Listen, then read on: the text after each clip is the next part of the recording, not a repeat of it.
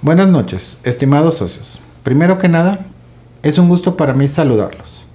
Y es por este conducto que me dirijo a ustedes por varias razones el día de hoy. Primero, el trabajo de la mesa directiva siempre se ha enfocado en mejorar nuestro colegio a la mejora continua, por lo que es un gusto informarles que durante este mes se llevarán a cabo diversas actividades.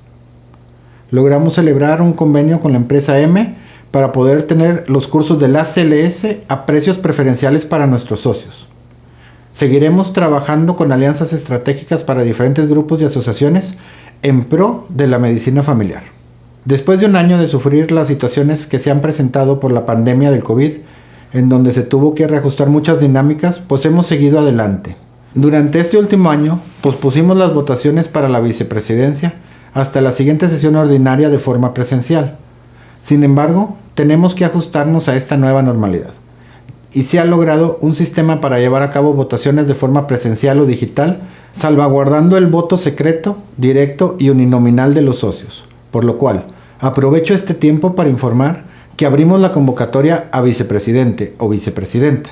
De acuerdo con estatutos, en la asamblea ordinaria del mes de abril se hará la convocatoria, en donde, según estos, los requisitos son ser asociado activo y contar con una antigüedad ininterrumpida mínima de 3 años. Haber asistido cuando menos al 60% de las asambleas ordinarias el año anterior a la postulación.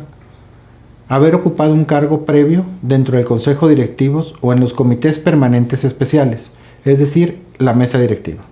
Por lo cual, para hacer manifiesto su interés por el cargo, se debe presentar su candidatura al correo del colegio comefanl@gmail.com. Como socios, para poder votar, se requiere ser socio activo al último día del mes de marzo. En este caso, el proceso de votación será durante la sesión ordinaria del mes de mayo si ésta es presencial. Se podrá hacer de forma habitual.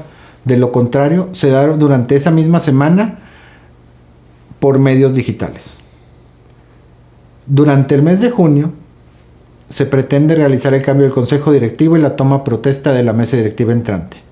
Como siempre, seguiremos innovando y adaptándonos a las necesidades de nuestros socios y de la especialidad. Les informo que este mes estará disponible la aplicación Comefanl, en donde se podrá registrar su asistencia de forma mucho más sencilla que con los códigos QR, entre otras de las grandes ventajas que va a obtener esta aplicación. Mientras tanto, los invito a ver nuestra sesión ordinaria del día de hoy. Obesidad, problema de salud actual en el niño y el adulto, a cargo de la doctora Gabriela Danae Leal González, licenciada en nutrición con especialidad en nutrición clínica. Ella es consultor privada del Centro Médico San José, del Hospital Suiz y Hospital del Roble. Además, es ponente en muchos y diferentes congresos, tanto de la Asociación Mundial de la Obesidad como Neurociencias, y es autora de diversos libros en colaboración con instituciones tan reconocidas como es el Instituto Nacional de Ciencias Médicas Salvador Subirán. Esperamos les guste. Hola, buenos días. Mi nombre es Gabriela Leal González, soy especialista en nutrición clínica y el día de hoy les voy a hablar de un tema que se llama obesidad, problema de salud actual. Como introducción, tenemos diferentes definiciones de la obesidad. Vemos cómo la OMS define obesidad como un índice de masa corporal mayor de 30 y bueno, como es una enfermedad crónica de carácter multifactorial. Tenemos además otra definición igual de la Organización Mundial de la Salud que nos habla que la obesidad es la acumulación anormal o excesiva de grasa que puede ser perjudicial para la salud. Tenemos esta última definición del 2017 donde se plantea que la obesidad es una enfermedad crónica, multifactorial y neuroconductual en donde un incremento de la grasa corporal provoca una disfunción en el tejido adiposo, acumulando grasa corporal y esto da como resultado pues diversas alteraciones metabólicas. En la actualidad vemos cómo la obesidad ha alcanzado proporciones epidémicas a nivel mundial y cómo cada año mueren como mínimo 2.8 millones de personas a causa de la obesidad o del sobrepeso. La prevalencia de obesidad se ha triplicado entre el 1975 y el 2020 y vemos que para el 2016 teníamos 41 millones de niños menores de 5 años con diagnóstico de sobrepeso-obesidad. tenemos como en el 2016 había más de 340 millones de niños y adolescentes entre los 5 y 19 años, igual con diagnóstico de sobrepeso obesidad, y en el 2016 más de 1.900 millones de adultos de 18 o más años pues tenían ya un diagnóstico de sobrepeso, de los cuales 650 millones tenían obesidad. ¿Cómo es la situación en México? Definitivamente la Secretaría de Salud, el Instituto Nacional de Salud Pública y el Instituto Nacional de Estadística y Geografía pues llevan a cabo esta asesoría o esta observación de los indicadores nutricionales y realizaron la encuesta nacional de salud y nutrición en el 2018. Esto con el objetivo de conocer el estado actual y las condiciones nutricionales de la población en México. La población pues se divide en estas características que vamos a ir presentando a lo largo de las diferentes encuestas presentadas, sin olvidar la raíz del problema. Y este problema pues viene desde la obesidad infantil. Vemos cómo cada día en México hay un incremento en los niños con sobrepeso, con obesidad, relacionado a diferentes factores que vamos a ver más adelante, pero definitivamente es un dato alarmante y preocupante. ¿Por qué? Porque estos niños serán los adultos el día de mañana y desde ahí viene el problema y el desarrollo de la obesidad. Y bueno, vemos cómo cada vez se presenta más esta incidencia. Cada vez es más común ver a un niño con sobrepeso, obesidad, y definitivamente creo que la primera parte es crear conciencia de que la intervención y la prevención pues inicia desde esta etapa de vida. A continuación quiero mostrarles un video de concientización que habla sobre pues una historia verídica que muchas veces no creemos que pueda suceder, pero que definitivamente, igual que los adultos, los niños pueden tener enfermedades metabólicas, pueden tener padecimientos como hígado graso, resistencia a la insulina, hipertensión, que puede acabar con su salud. No, pues, ¿qué falta? ¿Qué falta? No. Yo también quiero. Está buenísimo. A ver.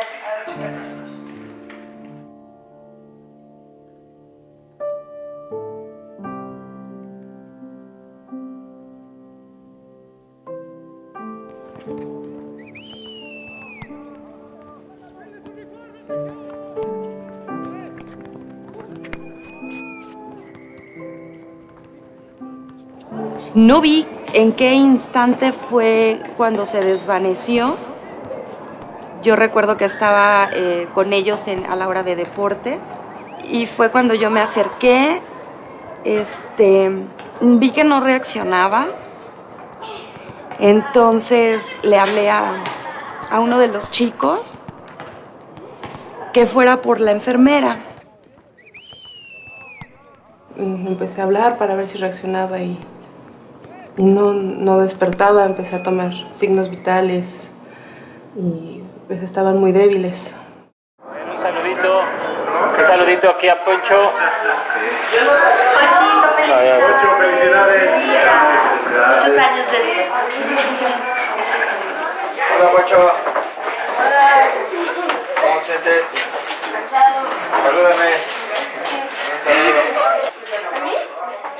Pues no, a fin de cuentas no nos supieron decir ni de qué.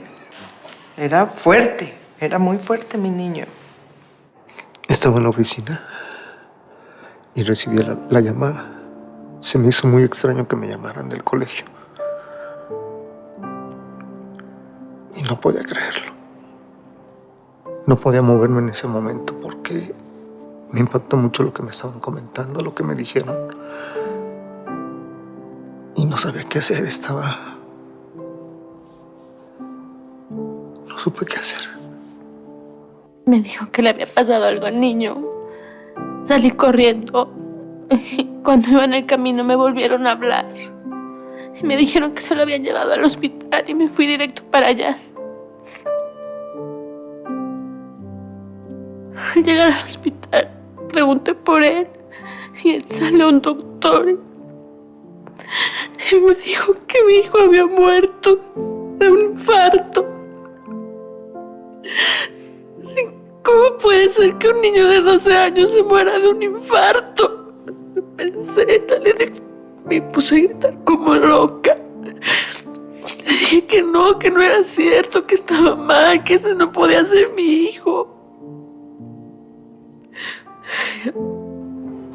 Hoy entiendo que uno como padre ves a tus hijos crecer y piensas que están sanos. Desafortunadamente no te das cuenta y pasas por alto muchas situaciones que en el caso de Poncho fue lo que me pasó. Nunca nos dimos cuenta, no me di cuenta realmente de que su alimentación, el que no hiciera ejercicio, el sobrepeso, le causara la muerte. Bueno, mira, el resultado de la necropsia fue muy claro. Él tuvo un problema de las arterias coronarias, estaban ocluidas, y también se detectó que tenía hígado graso. Entonces, bueno, todo esto desencadenó en un infarto agudo al miocardio, ¿sale? Muy posiblemente el chaparrito haya cruzado con una hipertensión por la misma causa, por la oclusión, ¿no? Los ateromas, las placas de ateroma que tenían en todas sus arterias. A fin de cuentas, todo esto derivado de la obesidad. Nos acercamos para que supieran esta historia, para que sepan realmente qué es lo que pasó. La muerte de Ponchito fue por obesidad. Y para que a nadie más le pase esto.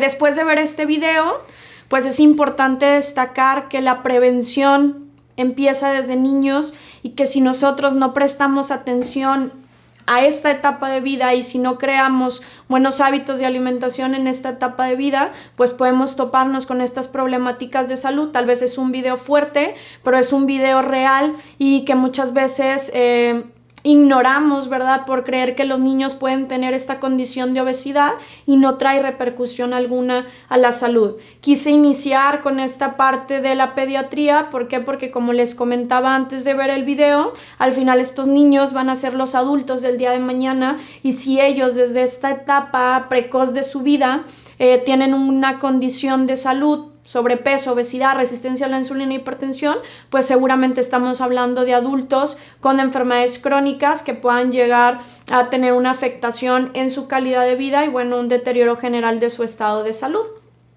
Definitivamente México está dentro del país que ocupa el primer lugar de obesidad infantil y bueno, por eso también toda esta preocupación de la reforma de los etiquetados, de los productos industrializados, porque bueno, pues vemos que tenemos una gran área de oportunidad sobre el tratamiento y la prevención de los niños con sobrepeso y obesidad. En México, 7,000 niños con sobrepeso, obesidad tienen este diagnóstico y 8 de cada 10 pues pueden presentar un deterioro en su estado de salud. Entonces, bueno, son datos alarmantes que definitivamente tenemos que monitorizar y que tenemos que apoyar nutricionalmente hacia la prevención. Bueno, y a continuación les quiero presentar estas estadísticas que nos hablan de sobrepeso en la población de 0 a 4 años y vemos cómo pues definitivamente tenemos prevalencias elevadas. En el 2018 teníamos 8.2% de niños con sobrepeso y tenemos que el 22.2% pues ya estaba en riesgo de tener un diagnóstico de sobrepeso. Tenemos también estas estadísticas en población de 5 a 11 años, donde vemos que en el 2016 ya teníamos 35.6% de la población de nuestros niños con un diagnóstico de sobrepeso u obesidad. Y bueno, pues tenemos como en la población de 12 a 19 años, para el 2018, pues también ya teníamos una prevalencia de 35.8 de niños con diagnóstico de sobrepeso obesidad, que definitivamente también son datos alarmantes que tenemos que considerar hacia la prevención y hacia el tratamiento nutricional. Y bueno, esta imagen me parece algo chistosa, pero definitivamente Es una imagen muy real donde se lleva a un niño a consultar y la mamá pues plantea que tiene un tema de sobrepeso, que qué puede hacer, y el médico pues le da como un chiste de pues darlo en adopción, ¿verdad? ¿Por qué? Porque realmente gran parte de la nutrición de los niños empieza desde los papás, desde el factor ambiental de casa, desde los hábitos, desde los patrones que se repiten en casa. Entonces definitivamente ya más adelante veremos cómo el rol de la obesidad o en el rol de la obesidad juegan diferentes factores genéticos, hormonales, ambientales, pero definitivamente en la etapa de niños un factor importantísimo es el factor ambiental, ¿verdad? Al final nuestros niños van a seguir los patrones de alimentación y van a seguir los hábitos de alimentación que los papás en casa desarrollan, y bueno, por eso el doctor de cierta manera plantea que la única solución para que el niño no tenga sobrepeso viendo a una mamá con sobrepeso, pues es darlo en adopción, ¿verdad? Entonces creo que como padres de familia definitivamente es muy importante trabajar sobre la educación nutricional en casa, que empiece desde los jefes de la familia, que definitivamente son los papás. Vamos a pasar a las estadísticas de sobrepeso, obesidad en adultos, ¿verdad? Vemos también cómo la prevalencia de sobrepeso, obesidad ha ido en incremento con el paso de los años, y esto relacionado a estilos de vida, crecimiento de la industria alimenticia y otros factores. Y bueno, vemos cómo para el 2018 73% de los hombres en México padecen sobrepeso, obesidad, y 76.8% de las mujeres en México padecen sobrepeso, obesidad. Estamos hablando que la minoría de nuestra población tiene pesos normales, y definitivamente esto es un dato alarmante. ¿Por qué? Porque nos damos cuenta en las estadísticas que siguen que el sobrepeso, la obesidad no es un estado físico y que no termina en tener unos kilos de más, sino conlleva a el desarrollo de diversas enfermedades, principalmente metabólicas, que bueno, pues definitivamente van a deteriorar la calidad de vida de la población y el estado de salud general. Tenemos que para el 2012, 6.4 millones de personas en México tenían un diagnóstico de obesidad, y bueno, esto se fue a la alza para el 2018 con 8.6 millones de personas. Definitivamente la diabetes es una de las enfermedades metabólicas que tienen más relación con la nutrición, con el sobrepeso, con la obesidad, y bueno, pues la intervención hacia la prevención considero que es un factor importantísimo para poder controlar este padecimiento en México.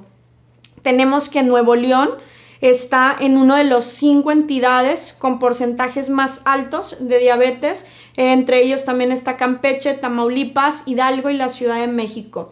Tenemos ahora un tema importantísimo que es la hipertensión, y vemos cómo también esto ha ido a la alza entre el 2012 y 2018. En el 2012 teníamos 9.3 millones de personas con diagnósticos de hipertensión, y para el 2018 ya teníamos 15.2 millones de personas, que definitivamente también son cifras alarmantes que debemos trabajar desde el punto de la prevención.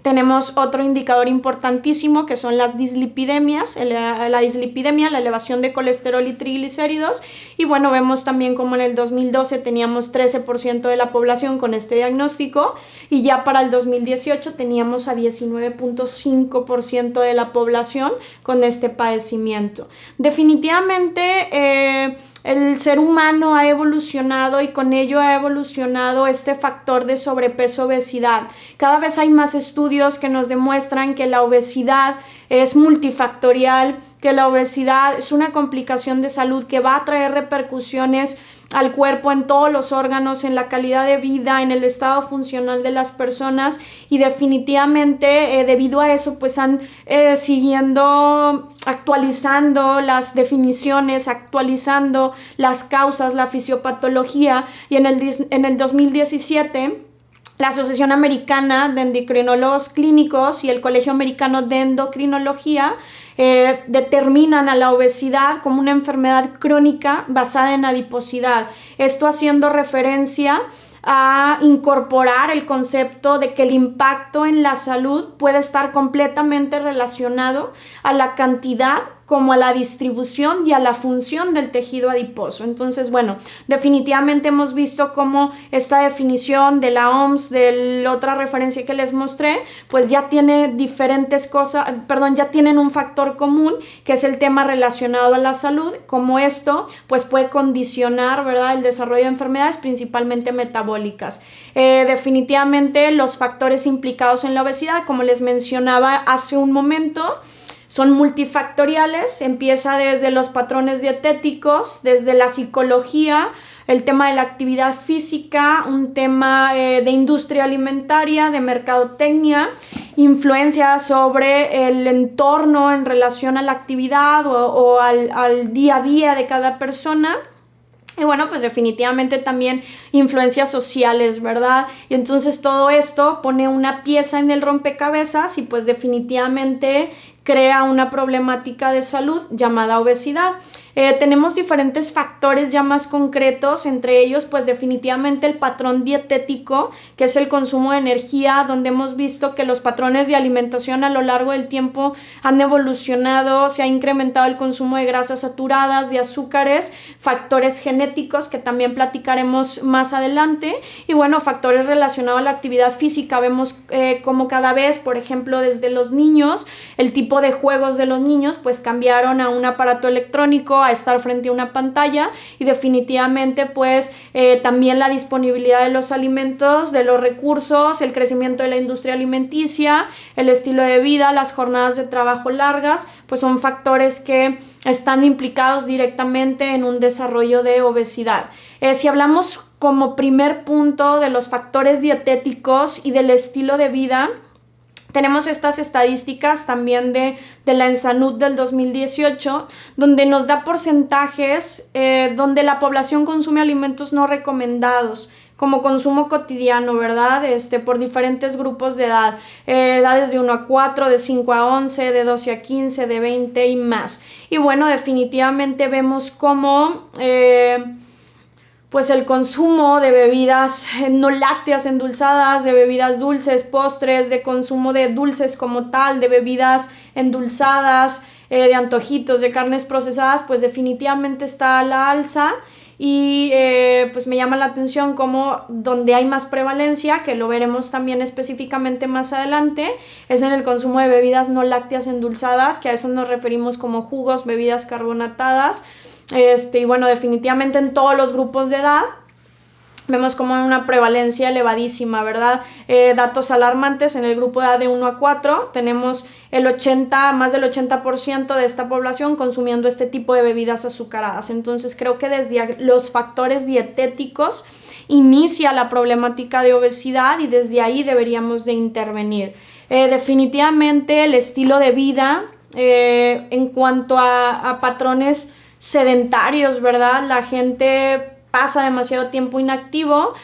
También el trabajo hoy en día ha cambiado, los trabajos cada vez son pues más sedentarios, estamos frente a una computadora, son más digitales, no son trabajos de tanta movilidad como antes. Entonces obviamente este también es un factor importantísimo al desarrollo de la obesidad. Si vemos en la imagen anterior, pues vemos también cómo los juegos o la diversión, el entretenimiento de los niños, de los adolescentes e incluso de los adultos han cambiado a ver una película, a escuchar música, a estar en un aparato electrónico. Entonces todos estos factores pues definitivamente son factores importantísimos implicados en el crecimiento de la obesidad en los últimos años. Trabajo, ya lo vimos, hemos visto cómo tenemos una mercadotecnia de industria alimenticia impresionante, donde todo el tiempo a nosotros como consumidores, pues tal cual nos están dando señales de consumir. Se ha visto mucho cómo ha incrementado el consumo de alimentos procesados, el consumo de alimentos rápidos, y bueno, definitivamente estos alimentos rápidos también han evolucionado. Es más atractivo cada vez que me den un combo más grande, donde me ofrezcan mayor cantidad, donde me ofrezcan más producto, y bueno, pues al final este marketing de alimentación pues nos ha llevado también al condicionamiento del sobrepeso, de la obesidad. Definitivamente el incremento en el consumo de alimentos procesados nos llevan a consumir estos ingredientes alarmantes como son grasas trans, los alimentos que son altos en sodio, altos en grasas saturadas y altos en azúcares, ¿verdad? Definitivamente es la combinación perfecta, adictiva, para que una persona pueda consumir.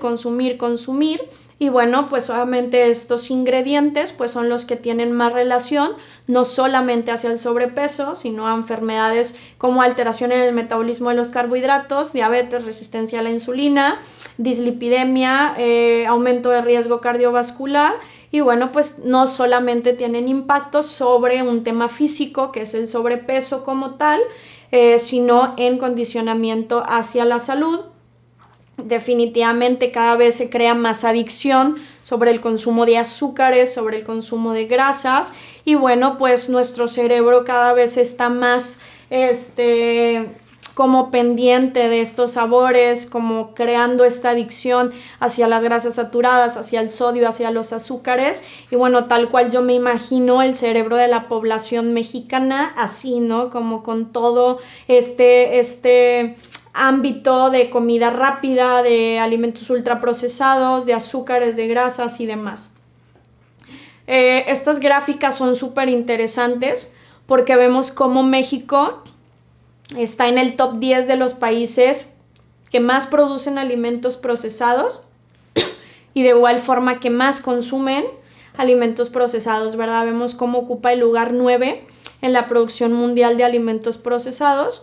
Y bueno, como definitivamente en los países de América del Norte, México también está en los países que más consumen alimentos procesados, ¿verdad? Y esto lo podemos relacionar a muchísimas cosas. La industria alimenticia a lo largo de los años ha crecido, porque nosotros también como consumidores le hemos demandado que crezca.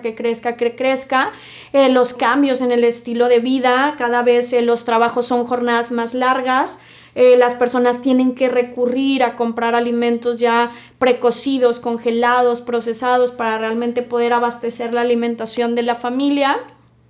Tal vez también que pues definitivamente su preparación es muchísimo más sencilla, entonces todos estos factores pues nos posiciona en uno de los países con mayor consumo de alimentos procesados. Y bueno, pues un tema importantísimo en México, que también a nivel mundial es uno de los países con mayor consumo de bebidas azucaradas, refrescos, carbonatados, pues definitivamente también son datos alarmantes. Veíamos en las encuestas de Ensanud como más del 80% en cualquier grupo de edad tenía un consumo de bebidas carbonatadas. Digo, ahí no lo ponían como tal como refrescos, pero nos hablaban de bebidas no lácteas endulzadas, que definitivamente el top es el refresco, la bebida carbonatada. Luego podemos tener en los niños el consumo de jugos o de estos productos que se utilizan desde etapas muy tempranas. El consumo de bebidas azucaradas causa más de 40,000 muertes al año en México, según el Instituto Nacional de Salud, ¿verdad? Este paper nos informa cómo pues urge que el gobierno regule, ¿verdad?, el consumo de las bebidas azucaradas, y por eso pues esta preocupación de sacar etiquetados más sencillos, que es el etiquetado de los sellos, y cómo pues intervenir en las escuelas, en los desayunos escolares, donde no haya el consumo pues de estos jugos Tetra Pak o jugos embotellados que tengan pues definitivamente altos contenidos de azúcar. Tenemos como pues en México en los últimos años ha aumentado el consumo de refrescos, y bueno, no sé si recuerdan que hace tiempo incluso los elevaron de costos, impuestos y demás. Pues definitivamente fue una estrategia que no perjudicó al consumidor para comprarlo. Vemos como también la industria de las bebidas azucaradas pues definitivamente es uno de los mayores atentados a la salud de los mexicanos, y pues vemos como estas bebidas pues no solamente impactan sobre un tema de peso corporal, sino también un incremento en la resistencia a la insulina, en diabetes, en hipertensión por los altos contenidos de sodio, en pacientes con enfermedad renal por el fósforo. Bueno, si vemos y analizamos todo el contenido de una bebida carbonatada, pues definitivamente lo podemos relacionar a diversas enfermedades metabólicas, ¿verdad?, o a complicaciones en temas de salud principalmente.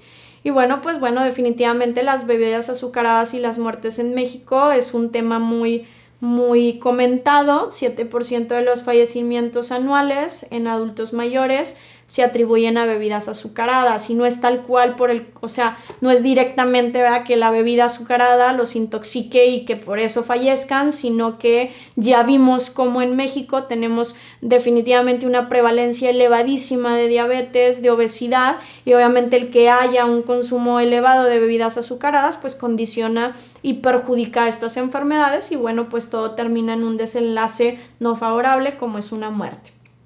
En el 2019 la revista Forbes publicó un dato muy interesante de un estudio que se hizo, donde hablaban que el mexicano tiene una ingesta per cápita de 163 litros al año, y definitivamente yo sí lo creo, e incluso hasta creo que puede ser más, ¿verdad? Ya cuando estás como en la práctica del día a día y platicas con la población sobre el consumo de los líquidos que tienen, definitivamente más del 50-80% de la población tiene un consumo de bebidas azucaradas como un patrón alimenticio diario, ¿verdad? Entonces definitivamente también datos alarmantes sobre el consumo de refrescos o cualquier bebida endulzada. Ahora, ya hablamos como primer punto que la obesidad tiene un factor dietético ambiental llamado sedentarismo y demás, que definitivamente creo que es uno de los pilares hacia el sobrepeso, ¿verdad? El aumento en el consumo de grasas trans como conclusión, el aumento de alimentos altos en azúcares, el cambio en el estilo de vida, vemos niños más sedentarios, el aumento del consumo hacia la industria alimenticia, pero definitivamente no es el único factor que condiciona a la obesidad o que es la causa de la obesidad. Tenemos también factores genéticos, y bueno, pues la teoría de un aumento de la ingesta mantenida en relación a una deficiencia en el gasto energético, pues definitivamente es una teoría excesivamente simplista, ya que pues la obesidad es un trastorno muy heterogéneo en su origen, donde están implicados pues diversos factores, tanto genéticos como nutricionales, y definitivamente la causa o la etiología en términos sencillos, prácticos o directos, pues es este desequilibrio entre la ingesta y el gasto calórico. Pero bueno, esta referencia pues nos hace ver, y estoy muy de acuerdo, que es una teoría muy simple. ¿Por qué? Porque cuando ya indagas en el tema de la obesidad, te das cuenta que se ven involucrados muchísimos factores, no solamente el factor ambiental, dietético o de temas de estilo de vida en cuanto al sedentarismo, sino también esta parte genética, una parte hormonal, una parte psicológica, una parte social. Entonces definitivamente la obesidad es multifactorial, ¿verdad? La causa. Estudios recientes sugieren que el desarrollo de la obesidad podría tener origen desde las etapas más precoces de la vida, es decir, durante el periodo fetal, ¿verdad? Entonces, de ahí la importancia del abordaje nutricional desde el periodo fetal, es decir, desde que la mamá está embarazada, y bueno, claro, definitivamente, como ya lo hablamos, desde el periodo o la etapa de la niñez, ¿verdad?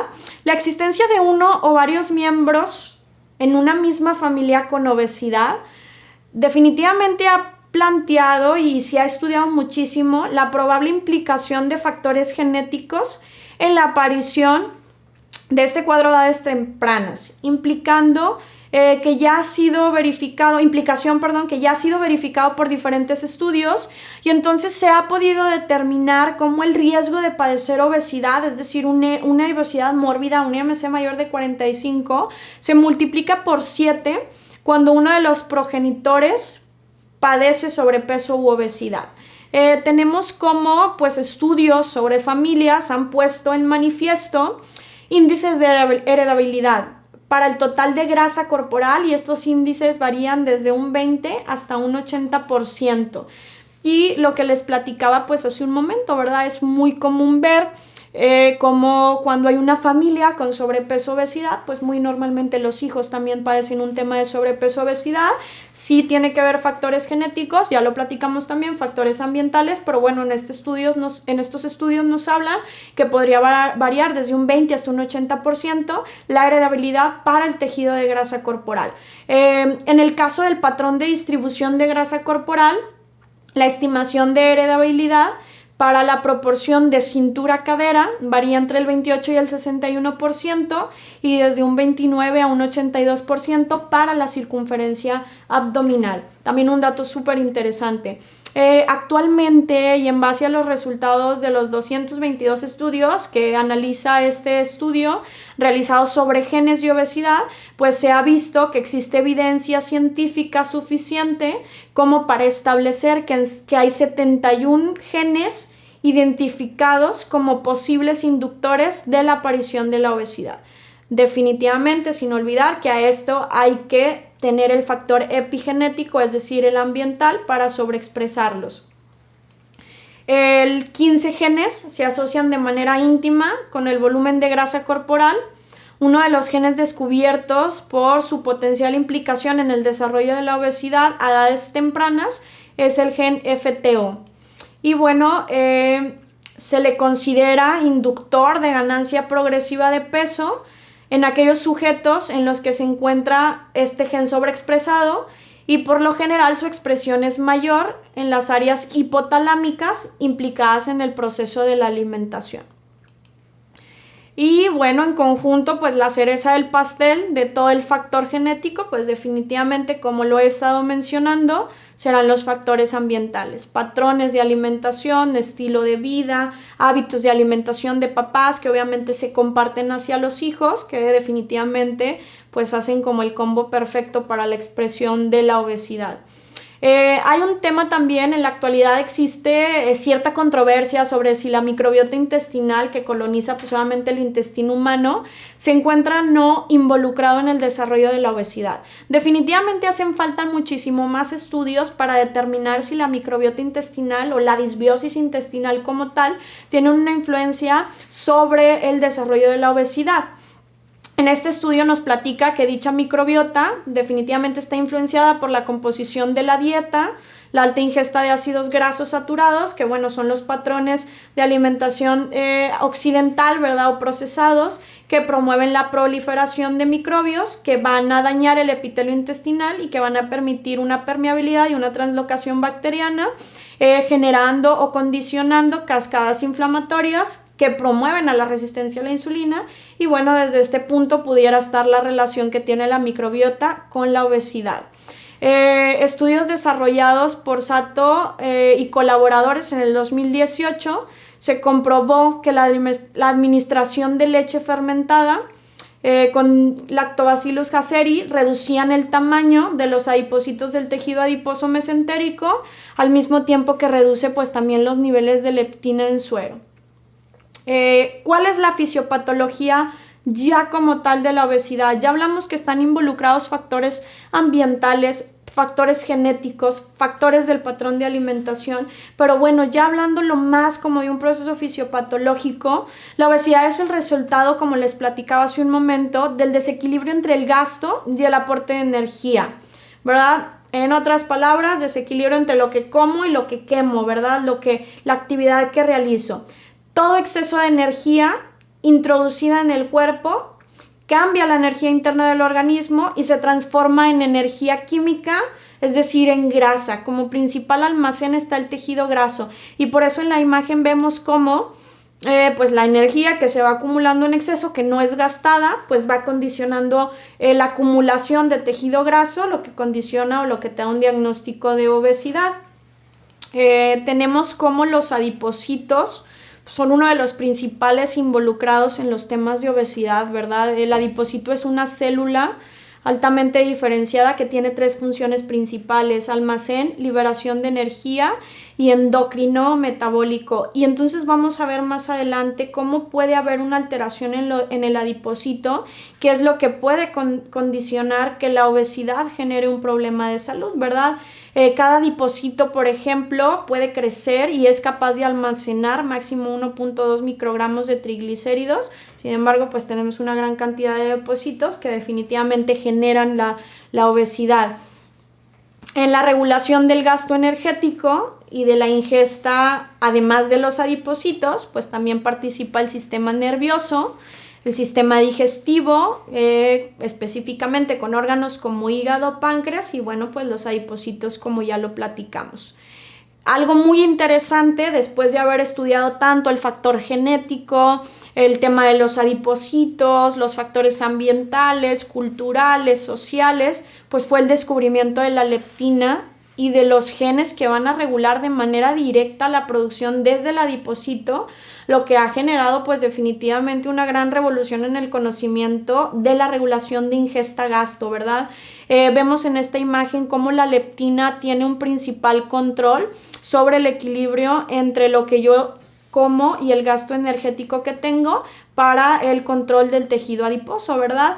A través de esta hormona, como les platico, el hipotálamo ejerce un efecto controlador de la homeostasis energética del organismo, modulando la ingesta y contrarrestando un potencial balance energético positivo. El balance energético positivo, pues definitivamente pues pudiera contrarrestar el efecto del sobrepeso o la obesidad. Y bueno, pues también tenemos otros mecanismos, ¿verdad?, orexigénicos implicados en la regulación del apetito, orexigénicos y anorexigénicos. Está involucrado en este proceso de obesidad también la grelina, la leptina, el neuropéptido Y, que bueno, pues también son péptidos, hormonas del intestino, ubicadas como hormonas del intestino que están en la regulación del apetito. Vemos ahí la grelina, la colecistoquinina, el péptido Y, el GLP y la milina, que pues son los últimos 4 anorexigénicos y la grelina orexigénicos. Todos estos péptidos hormonas, pues como se mencionó, están involucradas en esta regulación de hambre-saciedad o saciedad-gasto o hambre-gasto energético. Otra parte ya para concluir, la fisiopatología de la obesidad, que es lo que pues hemos traído hacia más tiempo, pues es el tema de los adipocitos, ¿verdad? La susceptibilidad genética más un balance energético positivo relacionado a patrones de alimentación, factores ambientales, sedentarismo, pues hacen que haya un aumento del tejido adiposo, que podemos ver aquí. Ese aumento del tejido adiposo genera hipertrofia. La hipertrofia pues hace que haya un acúmulo de grasa central o visceral, y la hiperplasia hace que haya un acúmulo periférico o subcutáneo, que definitivamente está relacionado una y otra a ser factores de riesgos en temas de salud, ¿verdad? La grasa visceral se ha relacionado con mayor fuerza cuando está o efectos adversos cuando está de forma periférica a grasas subcutáneas, ¿verdad?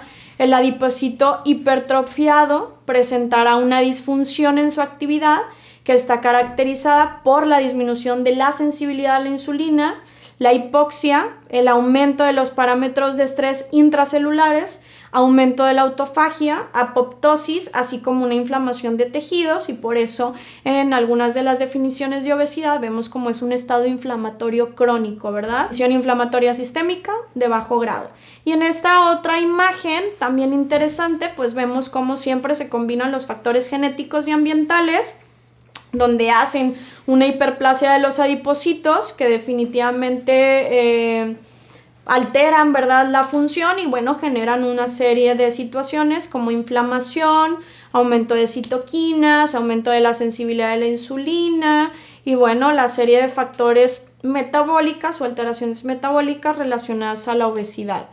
Y bueno, pues definitivamente vemos cómo pues México sufre una gran pandemia de obesidad, ¿verdad? Ya vimos cómo están las estadísticas, que bueno, la más actualizada es la del 2018, pero definitivamente creo que si hiciéramos un análisis al día de hoy, después de la pandemia, creo que vamos a tener una prevalencia mayor de sobrepeso, de obesidad, de hipertensión, de diabetes, de enfermedades de dislipidemia, enfermedades cardiovasculares, ¿verdad? Vimos en la primera parte cómo definitivamente tenemos datos alarmantes. Vimos cómo la obesidad pues realmente no es un tema solo de consumo de alimentos, sino implica muchísimas más cosas, factores ambientales, sociales, culturales, factores genéticos, factores hormonales, pero definitivamente si ponemos todo sobre la mesa, la causa que sea nos condiciona a que tenemos mexicanos con problemas importantes y de alerta sobre temas relacionados a la nutrición o temas relacionados al sobrepeso o la obesidad.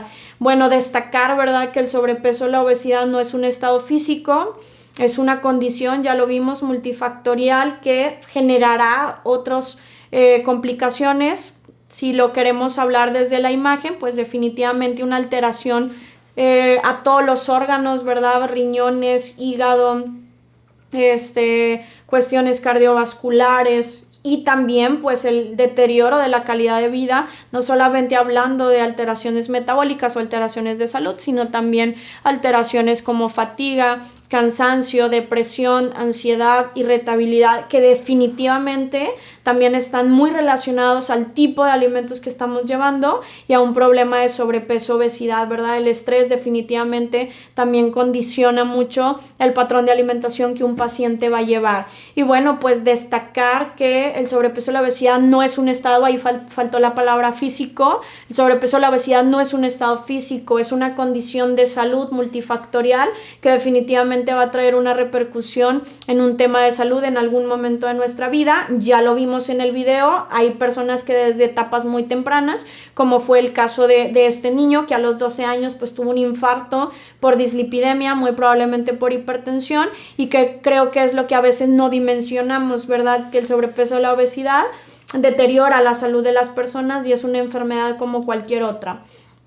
Complicaciones de la obesidad, pues definitivamente síndrome metabólico, diabetes, dislipidemia, hipertensión arterial, resistencia a la insulina, enfermedades cardiovasculares, distintos tipos de cáncer, el cáncer de colon el más estudiado hacia la alimentación, osteoartritis, arteriosclerosis, enfermedad renal crónica, enfermedad por hígado graso no alcohólico, que definitivamente también ha ido creciendo en los últimos años, y enfermedad de reflujo gastroesofágico. Tenemos hoy en día una situación que hemos estado viviendo a lo largo de todo este año, que pues es el tema pues del COVID, ¿verdad? De la pandemia, donde desde inicio se habló que las personas más afectadas pues serían las personas con una condición de sobrepeso, obesidad.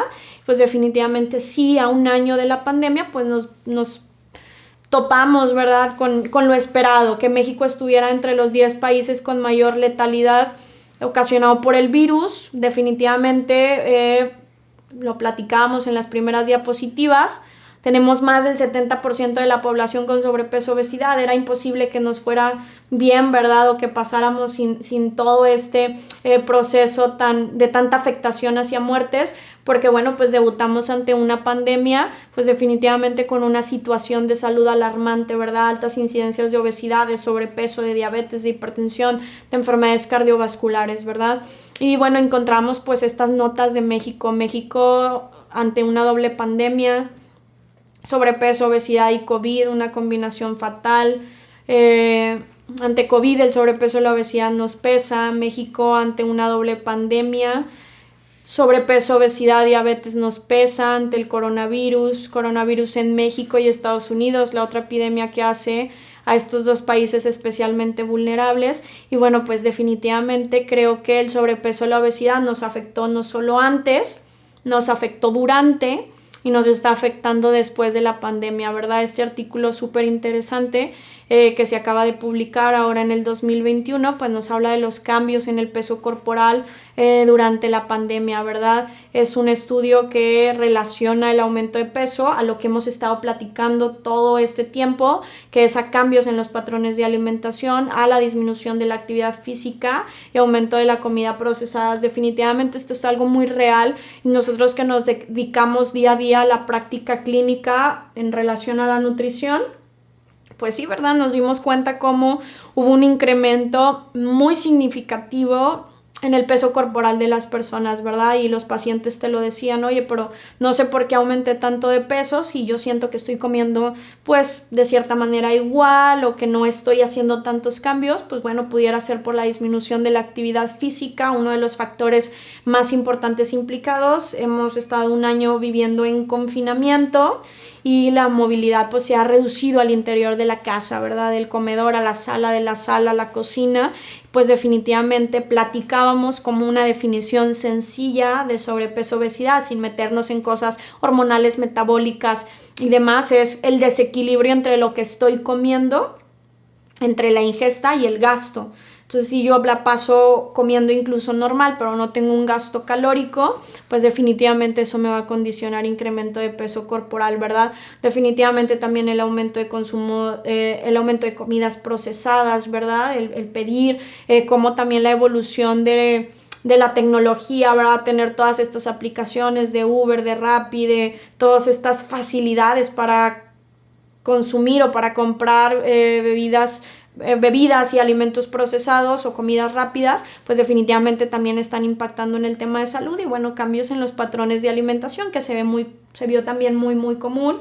Pasamos mucho tiempo en casa encerrados, se alteraron los horarios de comida, se quitó la rutina y entonces hubo alteraciones en los patrones de alimentación. Este estudio pues definitivamente habla específicamente de eso, del incremento de peso que hubo en la población sobre la pandemia, que definitivamente México no fue el único afectado. Este estudio, por ejemplo, es de Estados Unidos, se hizo en 269 personas de Washington de diferentes edades y bueno, se vio en conclusión que había una ganancia promedio de 680 gramos por mes, ¿verdad? Si a eso hablamos que tenemos un año en pandemia, pues definitivamente es importante, ¿verdad?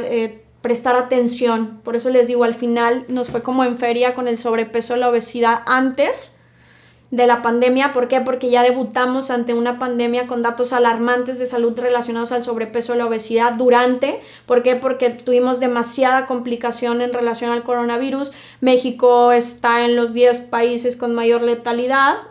Y después, ¿por qué? Porque pues nos dejó con una población todavía con más sobrepeso, todavía con más obesidad y seguramente con mayor descontrol metabólico. Y pues definitivamente terminamos así, ¿verdad? Marzo del 2020 versus marzo del 2021, igual encerrados, pero muy probablemente con unos kilos de más, ¿verdad? Entonces, creo que lo más importante de toda esta plática es hacer conciencia, principalmente que tenemos un problema importantísimo, delicado y alarmante de obesidad en México y que tenemos que hacerle ver a la población como profesionales de la salud que el sobrepeso y la obesidad no son un estado físico, que el sobrepeso y la obesidad es una condición de salud que va a traer repercusiones en cualquier tipo, psicológico, emocional, metabólico, de estado funcional, que definitivamente tenemos gran trabajo como profesionales de la salud hacia la prevención y creo que la prevención implica la educación nutricional. Si yo no hago y si yo no trabajo por la educación nutricional, difícilmente voy a poder controlar un tema de sobrepeso, obesidad. ¿Por qué? Porque nos topamos con adultos, con niños que no saben comer y es una realidad. Y yo lo platico con los colegas y digo, bueno, parte también tenemos que ver la culpa nosotros, ¿verdad? Que hay tanta información sobre la nutrición, productos, milagros, retos, pastillas, tipos de dietas, que la población está muy confundida de lo que es el sobrepeso, la obesidad, de lo que es la nutrición, de lo que es tener hábitos de alimentación saludable, de lo que es comer saludable. Tenemos como objetivo y como prioridad trabajar por la educación nutricional, hacerles ver a la población lo que realmente es la nutrición.